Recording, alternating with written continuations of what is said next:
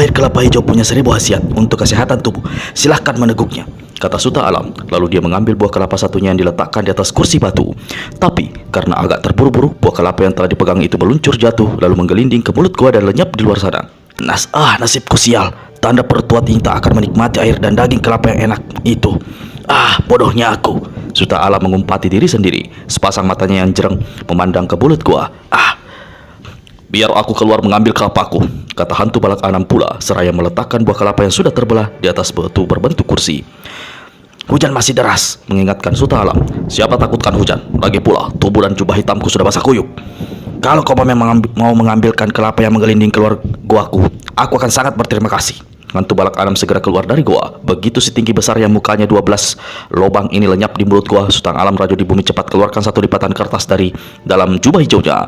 Lipatan kertas dibuka, lalu sejenis bubuk putih yang ada dalam kertas itu dituangkan ke dalam air pada dua belahan buah kelapa. Dengan cepat kertas berisi bubuk dilipatkan kembali dan disimpan di balik jubahnya. Kau berhasil mendapatkan kelapa itu, kata Sultan Alam ketika tak lama kemudian hantu balak 6 muncul membawa buah kelapa hijau yang jatuh menggelinding di luar gua. Begitu buah kelapa diserahkan padanya, dengan cepat Sultan Alam Rajo di Bumi cengkramkan 10 jarinya. Seperti tadi, mudah saja dia membelah buah kelapa berkulit dan berbatok keras itu. Lalu seperti orang kehausan, tanpa tunggu lebih lama, dia segera meneguk habis kelapa di belahan pertama. Sambil mengusap mulutnya, Sultan Alam berpaling pada hantu balak 6 sambil menyeringai. Dia menegur, "Apalagi kau tunggu? Ayo lekas habiskan kelapa itu." Hantu balak 6 balas menyeringai. Dia segera mengambil buah kelapa yang ada di atas kursi batu. Tanpa tunggu lebih lama, segera meneguk habis air yang ada dalam belahan pertama. Dilanjutkan dengan air kelapa di belahan kedua. Bagaimana rasanya? Tanya Sultan Alam Rajo di Bumi. Mata jarangnya kembali berputar. Manis dan sejuk. Jawab hantu balak 6 lalu meletakkan kelapa di atas kursi batu. Sultan Alam tertawa mengekeh. Kau tidak mengupas dagingnya yang putih lembut itu? Hantu balak 6 menggeleng. Airnya sudah cukup membuat hausku hilang dan perutku kenyang, kata. Kembali Sultan Alam tertawa panjang. Buah kelapa yang dipegangnya diletakkannya pula di atas batu. Sambil menggosok-gosok kedua tangannya, dia bertanya, apakah masih ada hal-hal yang hendak kau bicarakan, hantu balak 6? Hantu balak 6 berpikir sejenak lalu gelengkan kepala. Semua sudah aku katakan dan semua sudah aku utarakan, katanya. Kalau begitu, kau sudah bisa mengatur urusan di bagian tengah dan selatan Pulau Andalas. Aku membereskan bagian utara.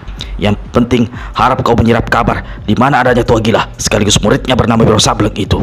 Lalu mencari tahu di mana tersembunyinya pedang naga suci 2/2. Akan aku lakukan, Sultan, kata hantu balak 6 dari si Junjung. Ada satu hal lagi yang ingin kau selidiki. Di Pulau Andalas beberapa waktu lalu muncul seorang tokoh silat baru. Tidak bernama, tidak bergelar, tapi memiliki kepandaian luar biasa. Dia seorang perempuan yang selalu mengenakan pakaian kuning. Wajahnya ditutup dengan selai cadar kuning. Sulit diduga berapa usianya, apalagi menduga siapa dia adanya. Orang ini perlu diselidiki karena tindak tanduknya sangat mencurigakan. Bukan mustahil dia yang akan menjadi racun pembunuhan atas diri para tokoh golongan putih. Apa yang kau katakan ini memang pernah ku dengar, ujar hantu balak 6. Kalau ada kesempatan, tidak ada salahnya aku menyelidik. Bukan kalau ada kesempatan, sobatku, tapi harus ada kesempatan untuk menyelidik. Kalau tidak, rimba persilatan di Pondok Andalas di Tanah Jawa tak bakal tentram. Hantu balak 6 dari si Junjung tertawa lebar. Dalam hati dia berkata, kau boleh memerintah. Aku akan lakukan apa yang kusuka. Aku tidak berada di bawah perintahmu. Aku bukan orang suruhan atau anak buahmu. Sultan Alam Rajo di Bumi menatap ke arah mulut gua, lalu duduk bersila di atas lantai gua, pejamkan sepasang matanya yang jereng, letakkan 2 tangan di lutut. Seolah hantu balak 6 tidak ada lagi di situ. Orang tua ini bersemadi. Tua bakal sialan. Sebetulnya aku tidak suka padamu. Kalau tidak ingin menyelamatkan dunia persilatan di pulau ini, tidak akan aku datang ke sini. Hantu balak 6 memaki dalam hati diperlakukan seperti itu.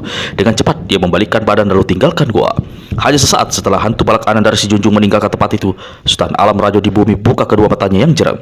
Di mulutnya terkulum seringai buruk, lalu sambil melompat bangkit dari mulutnya keluar suara tawa bergelak. Dia melangkah ke mulut gua. Bayangan hantu balak 6 tak kelihatan lagi. Orang tua berjubah hijau ini palingkan kepala ke belakang lalu berkata dengan suara lantang, Sultan Alam Rajo di Bumi, aku sudah jalankan tugas sesuai perintahmu. Belum lenyap suara gema ucapan si kakek, tiba-tiba di sebelah dalam terdengar suara bergergetan. Salah satu dinding gua tampak bergeser. Lalu dari balik dinding yang terbuka secara aneh itu muncul sesosok tubuh tinggi besar mengenakan daster serta jubah putih menjelah lantai batu. Hantu balak 6 berlari kencang menuruni lereng Singgalang di bawah hujan yang masih mencurah lebat. Di satu tempat orang ini hentikan larinya dan tegak bersandar ke sebatang pohon besar. Aneh, mengapa tubuhku terasa mendadak letih, padahal aku berlari belum berapa jauh. Dan aku sesak, jantungku berdebar keras. Peredaran darah dalam tubuhku sepertinya tidak beres. Hantu balak Anam terbatuk-batuk beberapa kali. Dia merasa ngeri sendiri mendengar suara batuknya. Apa yang telah terjadi dengan diriku? Diusapnya wajahnya, dirabanya lehernya, terasa panas, lalu dia batuk-batuk lagi. Kemudian dirasakannya ada hawa panas seolah membakar perut dan dadanya. Kepalanya berat seperti mau pecah. Kedua telapak tangannya dibentangkan. Terkejutlah hantu balak Anam ketika melihat bagaimana telapak tangannya kiri dan kanan telah berubah menjadi kebiruan. Aku termakan racun. Desis hantu balak Anam. Lalu mulutnya dibuka lebar, tak kuat menahan batuk. Namun sekali ini dia tidak batuk lagi. Ada darah ikut menyembur keluar dari mulutnya. Jahanam, ada orang meracuniku. Pasti orang tua di puncak singgalanku itu, Sultan Alam Keparat. Berani kau berlaku culas dan keji. Aku bersumpah akan membunuhmu. Dengan dua jari tangan kanannya, hantu balak Anam menotok tubuh di arah lambung, pusar dada dan pangkal leher. Lalu dia mengeluarkan beberapa butir obat berbentuk bulat yang segera ditelannya. Ketika kepalanya terasa lebih enteng dan debaran jantungnya mengendur, dengan cepat dia tinggalkan tempat itu, naik kembali menuju puncak Gunung Singgalang. Sultan Alam Keparat, serahkan nyawamu padaku, teriak hantu balak Anam begitu dia sampai di depan gua. Kaki kanannya ditendangkan, pinggiran batu mulut gua hancur berantakan. Hantu balak Anam lalu berkelebat masuk ke dalam. Langkah hantu balak Anam tertahan ketika dia melihat di hadapannya berdiri sosok tubuh tinggi besar, seorang tua berjubah dan bersasar putih. Dia tidak kenal orang ini dan dia tidak peduli. Langsung saja hantu balak Anam membentak, "Mana dia?" Sepasang matanya memandang berputar. Rambutnya yang seperti ijuk dan basah kuyup seperti mau berjingkrak, dan alisnya yang secara aneh panjang mencuat pada kedua ujungnya. Orang tua di hadapan hantu balak Anam memperhatikan hantu balak Anam dengan tenang lalu menegur, "Kau memasuki guaku tanpa memberi salam. Begitu masuk langsung membentak. Siapa yang kau cari dan siapa dirimu sendiri?" Hantu balak Anam menindih. Rasa amarahnya sementara dadanya kembali berdenyut sakit. Sepasang bola matanya memandang sekeliling dua. Kau seperti mencari sesuatu. Apa binatang peliharaanmu yang tengah kau kejar dan kesasar ke tempatku ini? Hantu balak Anam tak dapat lagi menahan amarahnya. Binatang itu bernama Sultan Alam Rajo di Bumi, tua bangka berjubah hijau yang telah meracuni diriku dengan air kelapa. Hantu balak Anam memandang ke arah batu berbentuk kursi. Tadi sebelum pergi, di atas batu itu terletak dua buah kelapa dalam keadaan terbelah. Tapi saat itu benda itu tak tampak lagi. Aneh sekali ucapanmu sampai di telingaku. Aku adalah Sultan Alam Rajo di Bumi. Aku tidak mengenali siapa dirimu. Apa kau mengenali diriku? Orang berjubah putih ajukan pertanyaan. Jahanam, apa artinya semua ini? Belum lama aku meninggalkan tempat ini. Di sini aku menemui seorang kakek berjubah hijau mengaku bernama Sultan Alam Rajo di Bumi. Kami bicara panjang lebar mengenai dunia persilatan. Dia menjamuku dengan air kelapa yang diberi racun. Sekarang dia tidak ada lagi di sini. Dan kau mengaku Sultan Alam Rajo di Bumi. Sandiwara apa yang ada dalam gua celaka ini? Sobat, agaknya hawa amarah mempengaruhi dirimu. Harap kau suka bersikap tenang dan terangkan apa yang terjadi. Kalau kau memang mencari Sultan Alam Rajo di Bumi, maka akulah orangnya. Nah, lalu siapa tua bangka berjubah dan berdas hijau yang mengaku bernama Sultan Alam Rajo di Bumi yang kutemui di tempat ini? Sobatku, selama puluhan tahun aku tinggal seorang diri di tempat ini. Jika kau tak percaya, silahkan kau memeriksa keadaan gua ini. Aku memang tidak percaya, tukas hantu balak Anam. Matanya memandang liar kian kemari, lalu kembali pada orang tua di hadapannya. Dengar, jika kau tidak menjelaskan dan berusaha menyembunyikan sesuatu, aku akan membunuhmu saat ini juga. Malaikat maut datangnya memang tak terduga, kata orang tua tinggi besar yang mengaku bernama Sultan Alam Rajo di Bumi sambil sungkingkan seringai senyum mengejek. Tapi jika kau muncul dan berkata hendak membunuhku, itu adalah satu keanehan yang sangat mahal harganya. Aku yakin ada sesuatu hal yang tidak beres di tempat ini. Seseorang yang mengaku Sultan Alam Rajo di Bumi telah meracuniku. Kini kau sendiri juga mengaku Sultan Alam Rajo di Bumi. Daripada susah-susah mengusut perkara, biar kau yang aku bunuh lebih dahulu. Habis berkata begitu, hantu balak Anam menyergap orang yang berjubah putih dengan satu pukulan keras ke arah kepalanya. Yang diserang tentu saja tidak tinggal diam. Sambil membuat gerakan mengelak, dia angkat tangan kirinya menepis hantaman lawan. Buk! Dua lengan sama-sama terlindung di balik jubah saling beradu keras. Kedua orang itu sama-sama keluarkan suara tertahan. Kakek berjubah putih terpental sampai 2 langkah, sedang hantu balak Anam mencelat dan tersandar ke dinding gua. Dari akibat bentrokan itu, hantu balak Anam segera maklum kalau lawan memiliki kekuatan lebih tinggi darinya. Mungkin ini akibat pengaruh luka yang racun yang mencedera dirinya. Kalau ku serang lagi dan terjadi bentrokan, luka dalamku bisa tambah parah, membatin hantu balak Anam. Lebih baik kuhantam dengan ilmu andalanku. Walau agak susah payah, namun hantu balak Anam masih sanggup menghimpun hampir 3/4 tenaga dalamnya yang segera dialirkan ke kepala. Di sebelah depan orang tua berjubah putih melihat kulit muka hantu balak Anam semakin menghitam dan kepalanya seolah bertambah besar 4 kali lebih besar. 12 lubang yang ada dalam di wajahnya tampak mengeluarkan cahaya dan berkilauan. Tiba-tiba dari lubang itu melesat 12 larikan sinar hitam, panas dan luar biasa menderu ke arah 12 bagian tubuh si jubah putih. 12 jalur kematian. Riak si jubah putih penuh kaget begitu mengenali ilmu kesaktian apa yang tengah menyerangnya. Serta-merta orang tua ini lesatkan tubuh ke atas hingga punggung menempel rata di langit-langit gua. Dari mulutnya keluar bentakan garang. Sepasang matanya mendadak menjadi merah. Lalu tiba-tiba sekali dari dua matanya ini mencuat keluar 2 larik sinar perak dan laksana kilat menghantam ke arah hantu balak Anam. Kejut hantu balak Anam bukan olah-olah ketika dia mengenali ilmu kesaktian yang lawan yang dipergunakan untuk menyerangnya. Sepasang api neraka. Astaga, jadi kau benar-benar Sultan Alam Raja di bumi. Tahan! Seru hantu balak Anam seraya yang mengikir dengan muka pucat. Namun terlambat, salah satu dari 2 sinar merah itu menghantam tubuhnya di bagian bawah bahu sebelah kanan. Cas! Hantu balak Anam menjerit keras, bukan oleh rasa sakit akibat hantaman serangan lawan saja, tapi juga oleh rasa ngeri ketika melihat bagaimana dada kanannya kini telah geroak membentuk sebuah lubang besar. Mengerikan. Jubah hitamnya di sekeliling lubang mengerikan itu tampak hangus dikobari api. Terhuyung-huyung hantu balak Anam bersurut ke pintu gua. Darah mengucur dari potongan luka di dada kanannya. Hantu balak Anam menyadari dalam keadaan seperti itu terlalu berbahaya baginya untuk meneruskan perkelahian. Sambil kertakan leher menahan sakit, dia berkata, orang tua berjubah putih, siapapun kau adanya, jangan mengira urusan kini sudah selesai sampai di sini. Aku akan datang lagi mencari dan mengorek nyawa busukmu. Orang tua berjubah putih yang saat itu menempel di atas langit-langit gua keluarkan tawa mengekeh. Hantu balak Anam, tubuh kasarmu boleh pergi dari sini, tapi tinggalkan dulu nyawamu. Habis berkata begitu, 2 bola mata orang tua ini kembali berubah menjadi merah. Lalu 2 larik sinar sakti sepasang api neraka kembali mencuat menghantam ke arah hantu balak Anam dari si junjung. Namun orang yang diserang sudah lebih dahulu berkelebat pergi. 2 larik sinar merah menghantam lantai dan dinding goa. Goa batu itu menggelegar keras, pecahan batu dan debu bertaburan di udara. Kurang ajar, dia melarikan diri, berutuk si jubah putih. Lalu perlahan-lahan dia melayang turun dari langit-langit gua. Begitu di 2 kakinya menjejakkan di lantai batu, kagetlah dia ketika melihat ada 3 buah lubang hitam di jubah putihnya. Ternyata 3 dari 12 jalur serangan maut hantu balak Anam sempat menghantam tubuhnya. Yang pertama pada bagian jubah sebelah bawah yang hanya menghanguskan, kedua pada bagian lengan tangan sebelah kanan yang juga tidak membawa cedera, namun hantaman yang ketiga sempat menyerempet pinggulnya.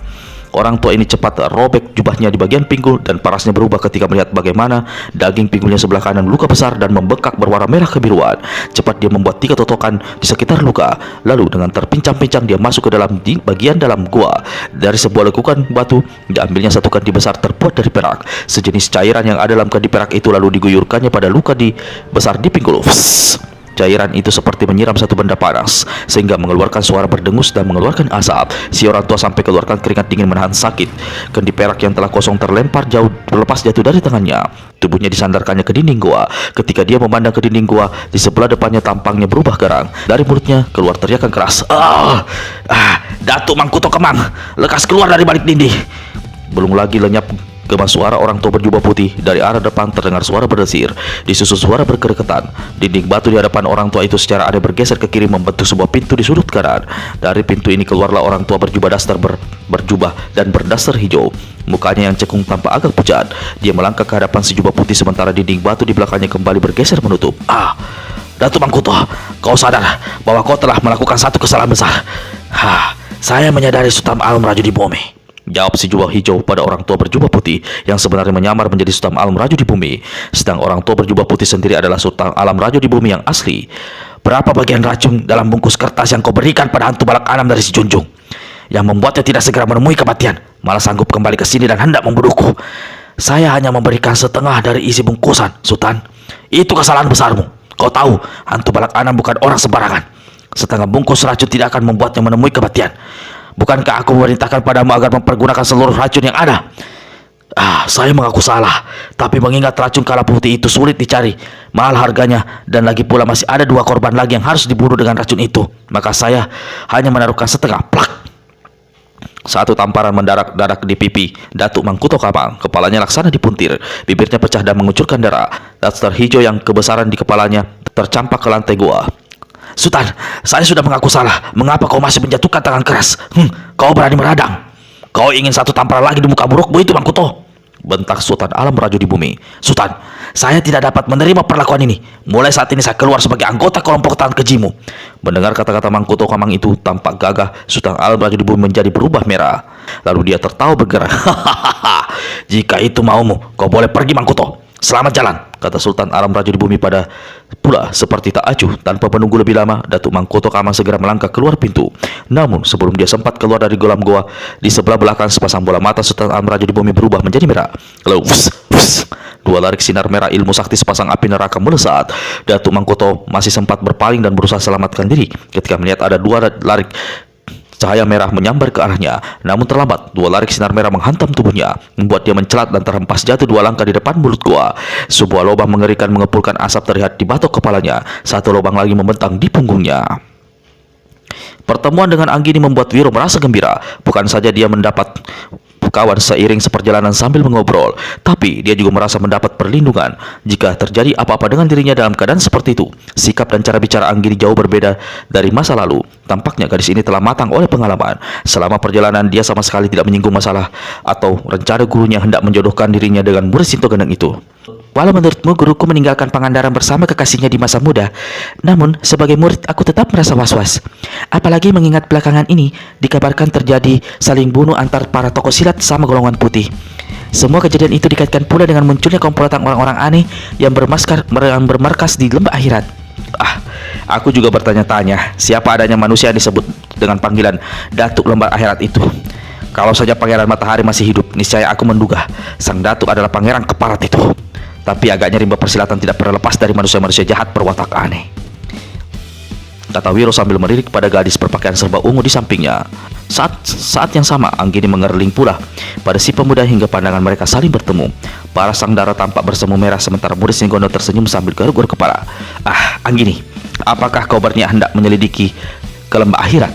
Wiro ajukan pertanyaan lalu pemuda ini menguap lebar-lebar. Rencananya memang ada, tapi aku harus tahu dulu di mana guruku Dewa Tua berada, sekaligus memastikan bahwa dia tidak tersangkut dengan orang-orang lembah akhirat. Saat itu, hari memasuki petang. Mereka sampai di satu pedataran aneh. Di ujung timur pedataran terdapat lekukan menyerupai lembah batu cadas dikelilingi pohon-pohon besar. Di bawah pepohonan pertumbuhan bunga-bunga lautan yang sedang berkembang membentuk satu pemandangan yang indah. Di salah satu sisi bebatuan cadas tampak air mengucur jernih. Indah sekali pemandangan di bawah sana. Ada bunga, ada air, pasti sejuk. Aku ingin membasahi tenggorokan dan membersihkan diri. Aku ingin ke bawah sana, kata Anggini. Wiro memandang ke langit. Jangan lama-lama, sebentar lagi matahari akan tenggelam. Kau pergilah ke bawah sana, aku menunggu di sini. Apakah tidak terlalu jauh kau menunggu di sini? Aku rasa tidak. Kalau terlalu dekat, nanti kau salah tingkah. Seandainya aku membersihkan diri, buka baju segala. Penyakit lamamu, usil mulut, rupanya belum hilang, kata Anggini. Lalu gadis ini cepat tinggalkan tempat itu. Wiro duduk bersandar di bawah sebatang pohon. Beberapa kali dia menguap lagi. Belum lagi Anggini sampai ke lembah batu cadas. Murid Sinto Gendeng sudah mendengkur. Di lembah, Anggini membasahi wajah, kaki dan tangannya dengan air sejuk yang mengucur jatuh ke di antara batu-batu cadas. Setelah meneguk air jernih itu sepuasnya, dia duduk berjuntai di atas sebuah batu. Kedua kaki dan celananya digulung ke atas lalu seperti anak kecil sambil bernyanyi-nyanyi kecil. Murid Dewa Tua ini permainkan air dengan kedua kakinya, sementara kakinya mempermainkan air. Anggini basahi tangannya lalu diusapkan ke balik dada pakaiannya. Saat itulah dia menyadari kalau dia tidak sendirian di tempat itu. Ada seorang lain tak jauh dari situ. Orang ini mendekam di salah satu pohon besar yang mengelilingi lembah cadas. Mula-mula si gadis menyangka orang itu adalah pendekar 112, namun ternyata bukan. Pergi terlamcat di atas pohon, lekas turun kalau tidak mau mati, Anggini berteriak. Orang di atas pohon tak menjawab. Bergeram pun tidak. Bagus, jadi kau memilih mati daripada turun. Tangan kanan si gadis bergerak ke pinggang, lalu dengan terdengar suara menderu. 3 buah benda berupa paku perak melesat di udara, menyambar ke arah pohon di mana orang yang mengintip berada. Anggini menunggu suara orang itu terpekik ditembus paku perak yang menjadi senjata rahasia andalannya. Tapi itu tidak terjadi ketika dia memandang ke arah pohon. Orang yang tadinya mendekam di salah satu cabang tak kelihatan lagi. 2 dari 3 paku perak yang dilemparkan Anggini menancap di batang dari cabang yang melintang. Aneh, tak ada gerakan, tak ada suara yang terdengar. Pohon sama sekali tidak bergoyang.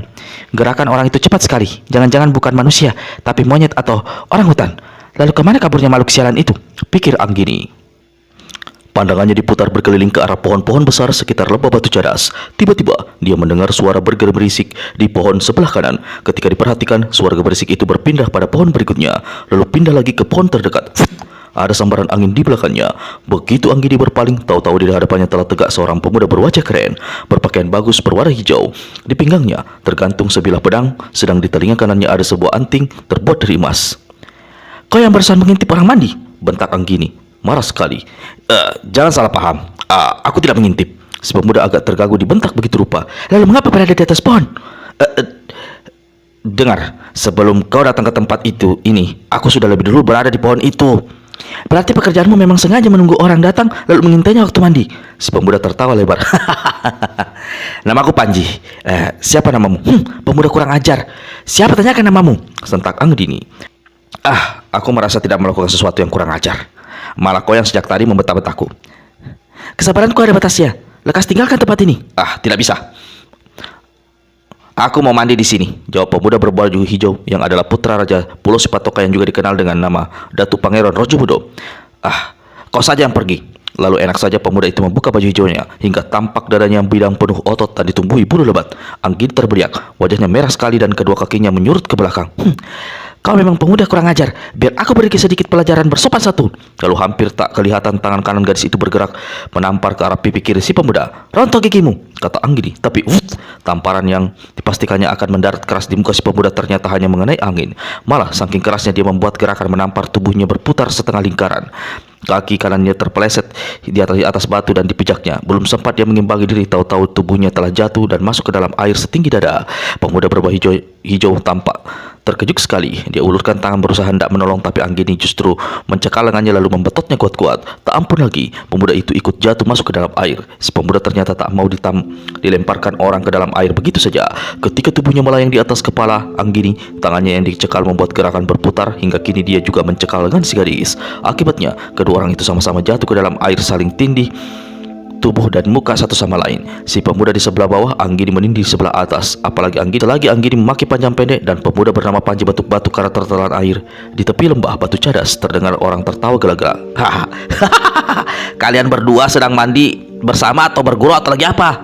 Tanpa menoleh, Anggini sudah tahu kalau yang tertawa itu adalah Wiro Sableng. Kemarahannya yang meluap ditumpahkannya pada Panji. Sambil melompat keluar dari air, kaki kanannya menendang ke arah dada si pemuda.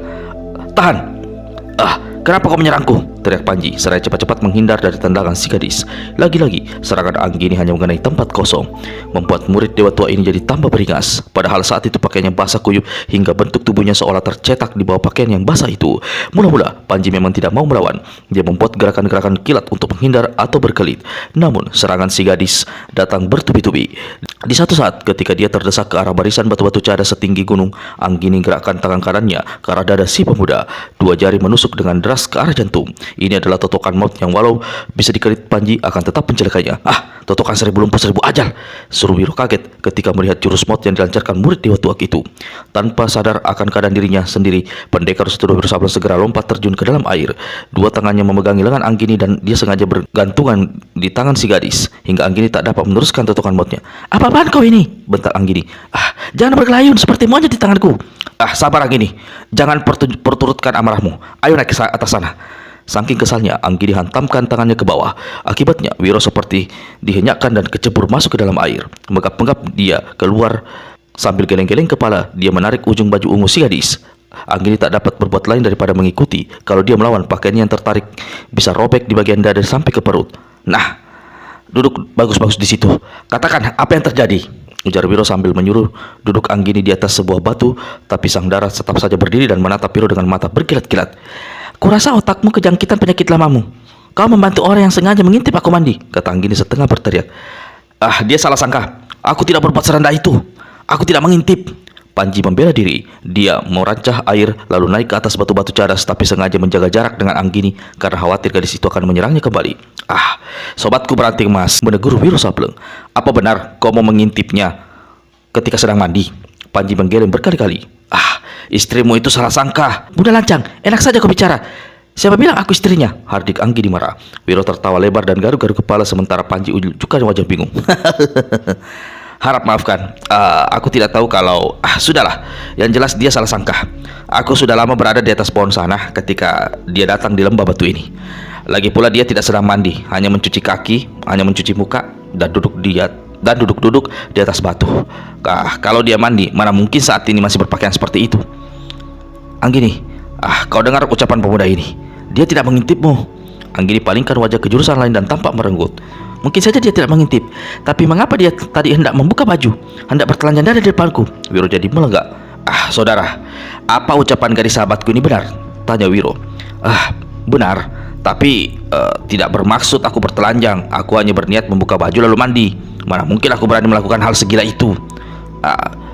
Sudahlah, kalau temanmu itu merasa memang bersalah, aku minta maaf saja. Tapi aku tetap tidak mau dituduh mengintip perempuan mandi.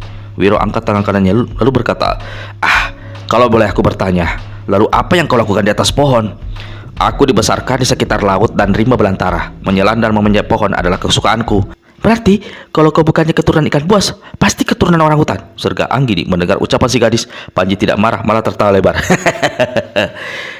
Sahabatku memang monyet dan ikan. Kami saling berpacu cepat memanjat pohon dan menyelam ke dasar laut. Sahabat peranting emas, kau belum mengatakan apa tujuanmu berada di atas pohon itu. Wiro mengingatkan. Terus terang aku mencari dua sahabat. Karena hari ini sudah petang, aku memilih duduk di atas pohon sambil memperhatikan keadaan sekitar sini, jawab Panji. Sahabat yang kau tunggu itu lelaki atau perempuan? Tanya Wiro. Satu perempuan, satu lagi lelaki.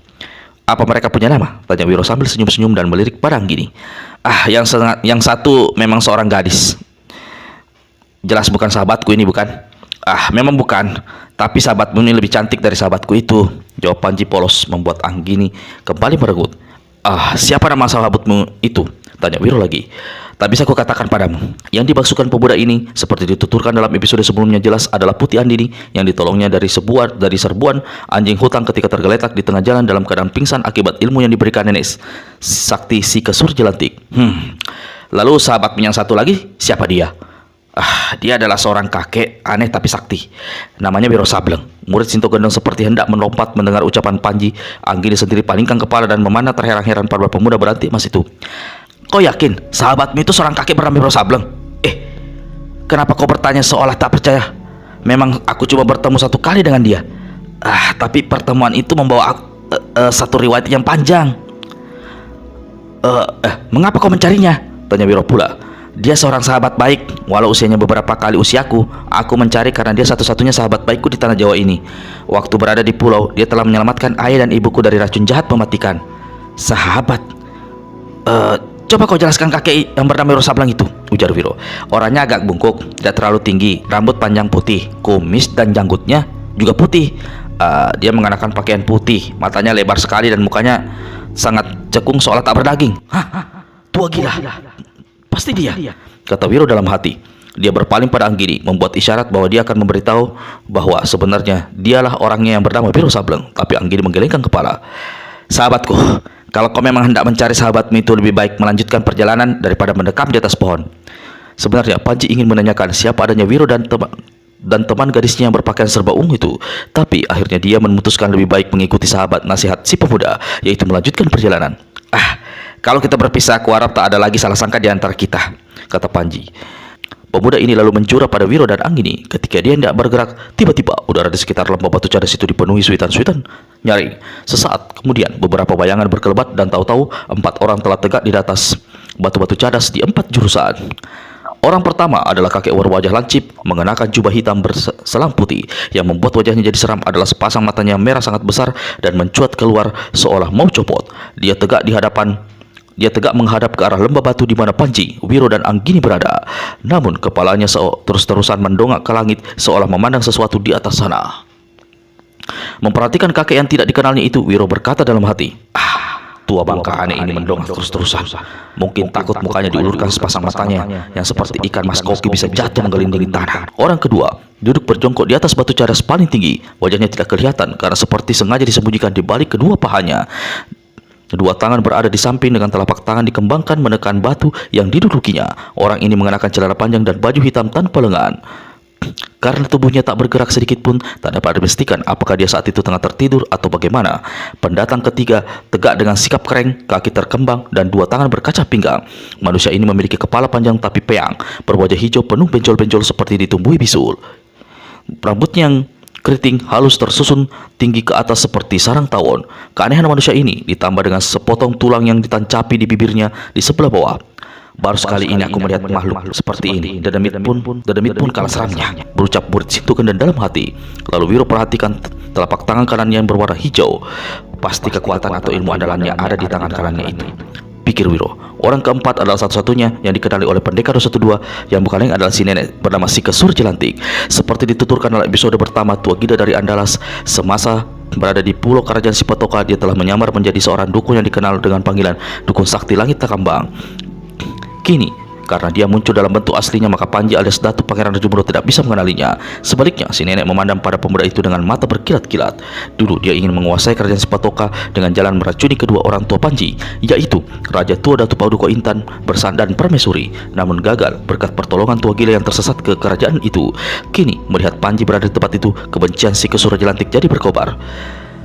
Tidak dapat ibu bapaknya, anaknya pun tak jadi apa-apa. Putra mahkota keparat ini aku harus singkirkan dari muka bumi, kata si nenek dalam hati penuh geram. Lalu dia melirik para Pendekar 112 Wiro Salam. Pemuda keparat ini ada di sini pula. Dulu aku sudah berniat membunuhnya. Namun saat itu ada gadis yang kau sukai itu memandang mukanya dan memenuhi permintaannya. Aku tidak jadi menghabisinya. Tapi sekali ini tanganku sudah gatal untuk merampas nyawanya. Habis membatin begitu, Si Kesur Jelantik memandang berkeliling pada 3 orang yang datang bersama lalu berkata, kita berempat tidak satu golongan, tapi punya satu tujuan. Siapa yang hendak bicara duluan? Kakek berjubah hitam putih yang matanya membrojol keluar mendehem beberapa kali seolah memberi syarat bahwa dia yang ingin berbicara lebih dulu. Gadis ungu bernama Anggini, dengar baik-baik apa yang kucapkan. Karena kalau nyawamu sudah minggat, kau tak bakal bisa mendengar apa-apa lagi. Anggini yang berada di dalam telaga lembah batu itu terkejut sekali mendengar orang tua tak dikenal yang menyebut namanya. Si gadis bertanya-tanya siapa adanya kakek ini. Beberapa waktu lalu di Pulau Andalas, kau telah memburu seorang yang bernama Datuk Mangkuto Kamang tanpa sebab tanpa alasan. Seorang gadis sepertimu memburu seorang tua. Sungguh satu perbuatan teramat keji. Apalagi kau dan sang datuk sesama orang satu golongan putih dalam rimba persilatan. Ketika bicara, sepasang mata si kakek tampak bergoyang-goyang. Masih terus dengan kepala menondong, dia melanjutkan ucapannya. Sehabis membunuh kau melarikan diri ke tanah Jawa. Kau lupa betapapun luasnya bumi ini. Dalam kejahatan, dia akan menjadi sempit. Hari ini kau ketemui, berarti hari ini juga kau harus melepas nyawamu, membayar kematian Datuk Mangkuto Kamang. Aku, Datuk Gadang Mentari, adalah kakak Datuk Mangkuto Kamang. Anggini sampai ternganga mendengar apa yang barusan diucapkan orang tua mengaku bernama Datuk Gadang Mentari itu. Sekilas dia berpaling pada Wiro. Murid Sintogendang dilihatnya tegak garuk-garuk kepala. Si gadis memandang kembali pada kakek berjubah hitam putih lalu tertawa panjang. Orang tua, aku tidak kenal dirimu. Aku juga tidak mengenal saudaramu yang bernama Datuk Mangkuto Kamang itu. Kau muncul dan menuduh aku membunuh adikmu. Apa kau tidak keliru menjatuhkan tuduhan? Apa kau tidak tersesat kesasar ke tempat ini? Apa kau tidak sedang bermimpi atau mengigau sementara hari ini belum lagi malam? Sepasang mata yang membrojol dari Datuk Gadang Mentari tampak bergoyang-goyang tanda dia dilanda kemarahan. Tangan kirinya bergerak mengeluarkan sebuah benda berwarna ungu. Aku bicara tidak sembarang bicara. Aku menuduh bukan tanpa bukti. Buka matamu lebar-lebar. Benda apa yang aku lemparkan di hadapanmu? Habis berkata begitu, sang datuk lemparkan benda yang dipegangnya di hadapan Anggini. Benda itu ternyata adalah selendang ungu yang salah satu ujungnya ada tulisan 212. Terbelalaklah mulut Dewa Tua melihat selendang itu. Bentuknya sangat sama dengan yang dimilikinya dan saat itu melingkar di lehernya. Orang lain akan sulit membedakan kedua selendang itu. Sementara Anggini hanya tegak menganga. Wiro melangkah membungkuk lalu mengambil selendang ungu yang dilemparkan Datuk Gadang Mentari. Selendang itu lalu diperhatikannya sambil diusap-usapnya dengan jari tangan kiri lalu dilekatnya ke hidung dan diciumnya. Pemuda gondrong berbuka pucat, hardik Datuk Gadang Mentari. Apa yang kau lakukan? Hebat juga ketua bangka bermata brojol ini, ujar Wiro dalam hati. Dia mendongak dan sama sekali tidak melihat ke arahku. Bagaimana dia bisa tahu kalau aku melakukan sesuatu?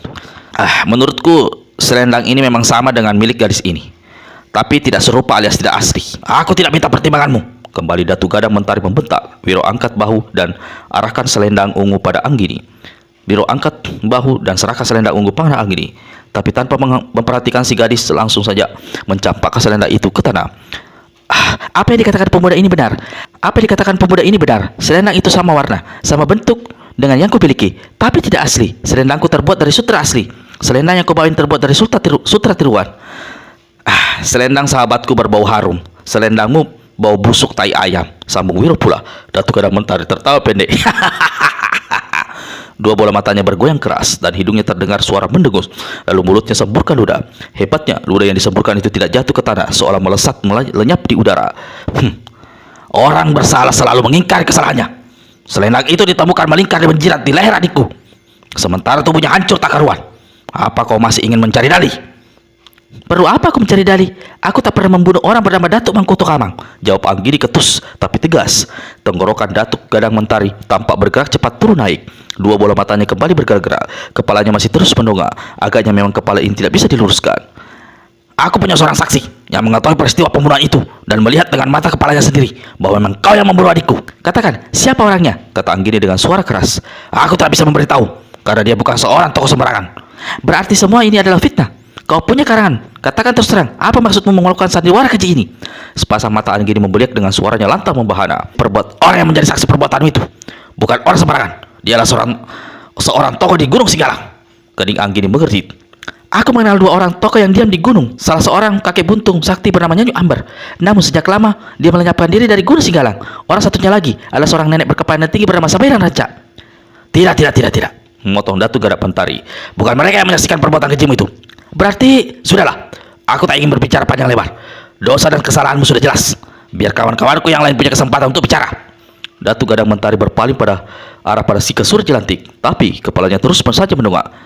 Perempuan tua sahabatku, harap kau suka memberitahu kedatanganmu pada calon-calon mayat yang ada di tempat ini. Calon-calon mayat? Untuk pertama kalinya Panji membuka mulut. Dia memandang pada Wiro dan Anggini, lalu satu persatu pada empat orang yang ada di sekelilingnya. Tak satu pun dari mereka yang dikenali pemuda ini. Malu saja, dia baru sekali ini menjejakkan kaki di tanah Jawa. Maksudmu kami bertiga yang kau sebut sebagai calon-calon mayat? Kalian hendak membunuh kami? Si Kesur Jelantik tertawa panjang. Putra mahkota kerajaan 10 Batuka, kau mewakili kedua orang tuamu menjadi tumbal kematian. Terkejutlah Panji mendengar kata-kata si nenek. Matanya melotot tak berkedip menatap wajah bulat keriput si nenek, sementara rambutnya yang putih riapan dihembus angin lembah. Siapa sebenarnya perempuan tua ini? Pikir Panji. Matanya turun ke bawah memperhatikan jubah hitam yang melekat di tubuh si nenek. Lalu pandangannya membentur tangan kiri kanan Ki Kesur Jelantik. 10 jari kuku si nenek dilihatnya berwarna hitam dan panjang-panjang. Pemuda ini mencoba mengingat. Wajahnya tidak sama, tapi pakaian dan bentuk jarinya tidak ada beda. Lalu suaranya, aku mengenali betul. Tak mungkin salah. Jangan. Nenek bermuka bulat dan ada tai lalat di dagu kirinya itu kembali mengumbar tahu panjang. Sementara Wiro dan Anggini memandang pada Panji terheran-heran karena barusan disebut sebagai putra mahkota oleh si nenek. Anak muda calon mayat. Aku adalah si Kesur Jelantik yang dulu dikenal dengan dukut sakti lagi Takambang. Kau! Seru Panji dengan lidah tercekat, tapi wajah langsung merah seperti saga. Dia dan darah amarahnya langsung bergelega. Kau adalah calon mayat pertama di tempat ini. Hardik si nenek. Wiro berpaling pada Anggini dan berbisik. Agaknya siapa calon mayat kedua di antara kita? Aku belum mati, jawab Anggini tanpa berpaling pada Wiro. Nasibku jelek. Dalam keadaan seperti ini agaknya aku memang ditakdirkan jadi calon mayat kedua. Lebih dulu mengemuni ajal darimu. Kalau Wiro sambil garuk-garuk kepala. Wajahnya sama sekali tidak menunjukkan air muka sedih, apalagi takut. Murid Dewa Tua terkejut mendengar ucapan Pendekar 12 dan baru teringat akan keadaan Wiro. Walau pemuda ini masih membawa kapak maut Naga Geni 212, mengenakan jubah sakti Kencoro Geni dan dibekali sejarah penidur dengan ilmu tidur, namun tetap saja si gadis merasa khawatir. Dia berbisik, "Jangan jauh-jauh dariku, Wiro. Kalau ada apa-apa, aku sulit membantumu," kata Anggini cepat. Wiro anggukkan kepala dan diam-diam merasa terharu. Gadis itu memperhatikan keselamatannya. Dukun tua keparat, dulu kau melarikan diri dari pulau. Apa sekarang kau kira kau bisa lolos dari tanganku? Biar aku yang muda mewakili kedua orang tuaku memuntir putus kepalamu. Si Kesur Jelantik tertawa bergerak. Umurmu hanya beberapa kali usia jagung. Tubuh masih bau pesing. Ilmu dan pengalaman hanya sejengkal dalamnya comberan busuk. Sombong amat bicara hendak memuntir putus kepalaku. Siapa lagi hendak bicara? Tiba-tiba Datuk Gadang Mentari buka suara. Dia masih terus mendongak ke langit dan sepasang matanya yang menjorok keluar bergerak-gerak liar. Tuh, aku masih belum berhabis bicara, berteriak si Kesur Jelantik. Tenggorokan Datuk Gadang Mentari bergerak turun naik. Bola matanya merojol bergoyang beberapa kali. Tiba-tiba si Kesur Jelantik menghardik dan menuding dengan jari telunjuk tangan kirinya yang berkuku panjang ke arah Pendekar 212 Wiro Sableng. Murid Sinto Gendeng mengambil sikap dan menunggu. Terakhir kali, nyawamu selamat. Karena gadis cantik berlangsung pipi kekasihmu itu menolongmu. Kali ini, jangan harap kau bisa selamat dari kematian. Wiro garuk-garuk kepala. Dia melirik pada Anggini dan bagaimana paras gadis ini berubah begitu mendengar si nenek menyebut gadis lesung pipi yang jadi kekasihnya. Gara-gara murid lancang nenek sialan ini, apa kini yang ada dalam benak sakit hati Anggini? Membatin Wiro. Pendekar 212, apakah saat ini kau masih belum mau memberitahu di mana berada di kakek kepala tua gila? Bukankah tempo hari sudah kubilang di mana dia berada? Ujar Wiro sambil cengar-cengir. Di sampingnya Anggini tiba-tiba jadi kacau pikiran mendengar kata-kata si nenek tadi. Bagaimana juga dia tetap tidak ingin melihat Wiro celaka. Maka dia cepat berbisik, Wiro, jangan berlaku gegabah. Nenek satu ini memiliki kepanian tinggi. Sepasang mata si Kusuro Jelantik mendelik. Kapan kau memberitahu? Di mana? Kau sudah tua. Tak salah kalau cepat pelupa. Bukankah waktu itu kudah kuberitahu padamu bahwa tua gila berada di satu kali kecil sedang membuat hajat besar alias berak. Sampai saat ini memang kurasa dia masih di sana. Memang mengherankan. Buang hajat besar sampai berminggu-minggu. Wiro tertawa gala-gala. Anggini menggigit bibir melihat Wiro abaikan nasihatnya. Datu Gadang Mentari keluarkan suara menggerang dari tenggorokan. Orang bermuka hijau yang rambutnya seperti sarang tawon keluarkan suara gemertak dari rahangnya yang dikatupkan kencang-kencang. Sementara itu terdengar suara tawa cekikikan tertahan. Yang tertawa ternyata adalah yang duduk dengan menyembunyikan mukanya di atas batu cadas yang paling tinggi. Amarah si Kusuro Jelantik menggeburuh. Didahului satu bentakan dan teriakan keras, dia segera melompat ke hadapan Wiro. Namun dengan cepat Datu Gadang Mentari rentangkan tangan kirinya ke samping. Selarik angin menyambar di depan si Kusuro Jelantik membuat gerakan si nenek tertahan. Datu Gadang, jangan kau berani menghadang diriku, teriak si Kusuro Jelantik marah. Tenang dan sabar sedikit Cika. Bukankah kita sudah berjanji tidak akan bertindak sendiri-sendiri sebelum semua dari kita bicara? Si nenek saking geramnya bantingkan kaki kirinya. Batu yang dipijaknya retak lalu terbelah dua. Sebelum batu itu roboh, dia telah melompat ke batu lain di sebelahnya. Giliran siapa sekarang yang bicara? Datu Gadang Mentari bertanya. Kepala masih mendongak dan sepasang mata terus bergerak-gerak. Lelaki bermuka hijau letakkan tangan kirinya di atas badan lalu batuk-batuk beberapa kali. Sebelum membuka mulut, dia terlebih dahulu memandang garang pada Wiro, Anggini dan Panji. Aku pengirim mayat muka hijau, wakil Datuk Lembah Akhirat. Aku diutus untuk menjadi saksi pemusnahan orang-orang golongan putih yang melakukan kekejian dalam rimba persilatan. Orang golongan putih tidak bisa diperbaiki muka atau membawa amanat untuk menyingkirkan mereka. Wiro pecongkam mulutnya. Wah, hebat benar tugas manusia ular ketek ini, katanya dalam hati. Setelah mengusap bibirnya yang ditancapi tulang kecil, pengirim mayat muka hijau menatap ke arah Wiro lalu berkata, jika kau benar orang yang dijuluki Pendekar 212, seperti yang aku dituntut oleh sobatku si Kusuro Jelantik, aku ingin menanyakan, di mana ada dan gurumu si tua gila itu? Apa kau punya keperluan yang sama dengan nenek itu? Tanya Wiro seenaknya. Pengirim muka hijau menyeringai. Gurumu si tua gila itu telah membunuh seorang tokoh golongan putih di Pulau Andalas. Korbannya adalah Mange Bangak Paculeduo. Dosa besar itu harus dipertanggungjawabkannya. Kalau kau tidak memberitahu di mana dia berada, maka aku akan mewakili dunia persilatan untuk menghabisimu saat ini juga. Tapi mengingat nama besarmu, aku bisa memberi sedikit pengampunan dengan satu syarat. Wah, asik juga. Apa syaratmu itu, manusia muka hijau berambut sarang tawon? Bertanya Pendekar 212 yang kembali membuat Anggini jadi panas dingin. Kau ikut dengan aku ke Lembah Akhirat dan menyatakan diri tunduk dengan Datuk Lembah Akhirat, masuk menjadi anggota kami. Coba aku pikirkan dulu, kata Wiro sambil garuk-garuk kepala. Sebelum aku memberi keputusan mau ikut denganmu atau tidak, apa boleh aku bertanya? Yang namanya Lembah Akhirat itu pasti letaknya di akhirat ya? Walah, perjalanan ke sana pasti jauh sekali. Apa orang harus terbang menuju ke sana atau ada tangannya naik ke langit sana atau bagaimana ya? Wiro tutup ucapan dengan tawa bergelak. Orang yang duduk menutupi mukanya di atas cadar ikut-ikutan tertawa. Murid Sinto Gendeng mempermainkan pengirim muka hijau tidak hanya dengan sampai di sana. Manusia muka ular keket, kau tahu tua gila sejak lama berada di tanah Jawa ini, sedang buang hajat besar-besaran. Kapan dia sempat-sempatnya membunuh si Mage Bangak Babiji Duo itu? Baculeduo, bukan Babiji Duo. Orang yang duduk menutup wajah di atas batu cadas membetulkan ucapan Wiro lalu tertawa terkekeh-kekeh. Datu Gadang Mentari, aku sudah gatal tangan membetok jantung mencabut nyawa orang ini. Harap kau cepat memberi kesempatan pada kawan kita yang terakhir untuk bicara. kata pengiring mayat muka hijau dengan pelipis menggembung bergerak-gerak. Saking mendidih amarahnya. Sobatku di atas cadas, berseru Datuk Gada Mentari. Jangan tertawa saja. Kami memberi kesempatan padamu untuk bicara. Orang di atas cadas hentikan tawanya tapi tetap saja duduk seperti tadi, menyembunyikan wajahnya di balik sepasang kakinya yang dilipat. Lalu terdengar suara berkata dengan nada rawat. Datuk Gada Mentari, kau tahu siapa dan bagaimana sifatku. Harap kau saja mewakili aku.